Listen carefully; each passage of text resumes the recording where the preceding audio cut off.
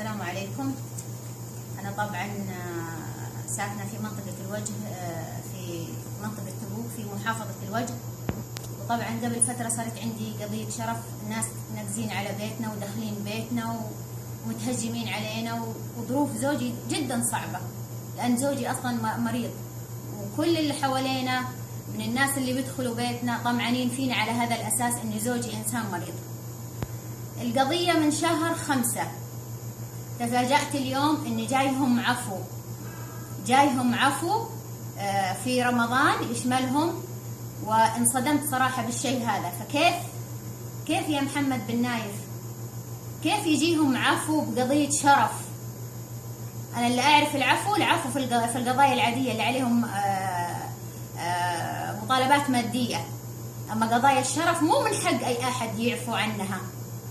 أنا أبغى حقي في محافظة الوجه، أبغى حقي، ولا يمكن راح توصل مني لأبعد حد.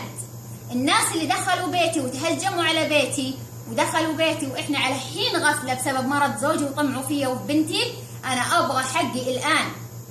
أنا أبغى حقي الآن يا ملك سلمان، أبغى حقي الآن يا رجال الدولة. تعفوا عن إيش؟ تعفوا عن قضية شرف؟ مو من حقكم، مو من حقكم. أنا قاعدة أنتظر ردكم وانتظر إنكم تاخذوني حقي، لكن إن ما جاني حقي أنا راح أتصرف تصرف ثاني.